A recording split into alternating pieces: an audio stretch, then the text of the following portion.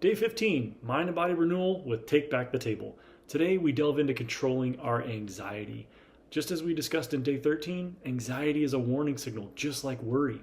But we need to remember that anxiety isn't a sign of failure or sin. It's an emotional warning signal. So it's often triggered by unresolved issues or hidden fears. In science, anxiety can narrow your perspective and it can create tunnel vision that clouds our judgment and decision making. From a Christian perspective, it reminds us to lean on God, trust in His peace, and surrender our anxieties to Him. Remember Philippians chapter 4, verse 6 through 7? Wait, you haven't started memorizing verses yet? It's time to start. But don't worry, I put it in the notes below. So take a look at that verse. Understanding anxiety in light of your digestive disease. For those of us dealing with digestive issues, anxiety can be even more impactful. Stress and unresolved emotions trigger worsened gut health by influencing the balance of hormones and digestive enzymes. Science shows that anxiety triggers the body's fight or flight response, redirecting energy away from digestion, worsening symptoms like IBS, UC, or Crohn's. However, the good news is that anxiety can be used as a tool for healing as well.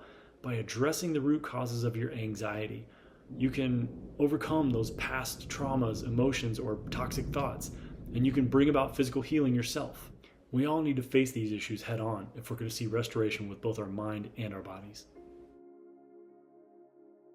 Our centering exercise for today, a heart of thankfulness.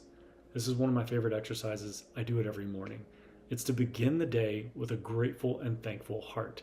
It's simple, it's straightforward, you can do it anywhere, and it really does work. The Bible tells us to give thanks in all circumstances, 1 Thessalonians 5:18. So what are 5 things in your life that you wouldn't normally think to be thankful for? Here's some examples.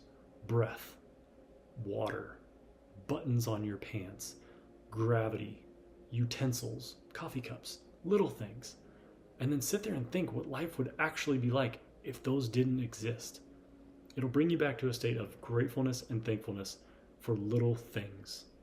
Even just gravity. Can you imagine just not having it and floating away? God, there's some great things to be thankful for. So now, take a moment, sit and think about 5 things in your day that go unnoticed, and write them down, and then concentrate on those throughout the day, giving thanks for them. It really will change your mindset. So take a moment and do that, and then smile and move forward. Step 1, be still. Think about how anxiety has created this narrow perspective or tunnel vision in your life. For those of us with digestive diseases, this may be a heightened awareness of how stress affects our symptoms. Reflect on how anxiety distorts your perception of reality, possibly making your symptoms or your physical pain even worse. But remember, anxiety is not a sign of defeat. It's a message calling for healing and a deeper understanding. So, Jesus says in Matthew 11:28, "Come to me, all who are weary and burdened, and I will give you rest." If you've had a digestive disease for as long as I have, you've been weary, you've been burdened, and you need rest. Step 2, the breakdown. Take 10 seconds and pause and breathe deeply. Reflect on your toxic thoughts or issues and the anxiety that it brings up. This pause resets your nervous system, allowing you to make better choices in how to react. Biblically, we're reminded to cast our cares on God, 1 Peter 5:7, and this moment of stillness can help you do just that. Now write down what your thoughts were and how your perspective on health and anxiety has shifted over the last 2 weeks. Now, what have you learned about your root causes of your stress, both physically and emotionally? And make sure to write it all down. Step 3, renewal. Use your 3-way mirror technique to see how your perspective has changed from day 1 to now. How you projected, how you're perceived, and your actual. Has your view of your digestive disease or anxiety changed? Anxiety, while uncomfortable, can bring you closer to truth and healing, both spiritually and physically.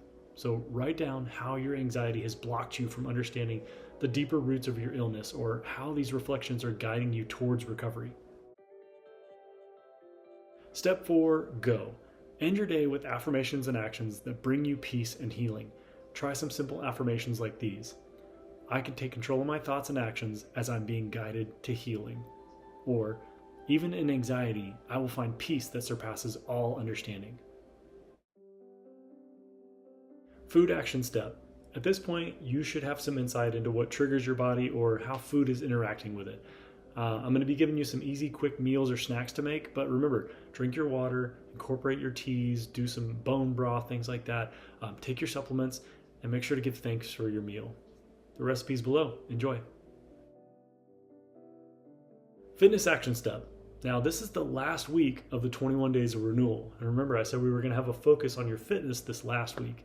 So today, I want you to realize that your body will break down unless you train it to be stronger. Let's face it, we're all going to die, but we do have a say in how well we feel by taking care of the bodies that God gave us. So now we're going to add a focus on developing something that's consistent, helpful, and strengthening into your daily activity.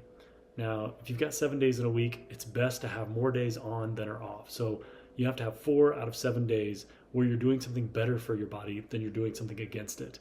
So if you're just starting out, we'll do a Monday, Wednesday, Friday, Sunday split. For the next 4 weeks, these are going to be the days that you're going to exercise. And I've put a full workout down here for you to follow. It's full body, and the more you get used to it, the easier it'll become. So check it out. Let me know what you think, and good luck on everything.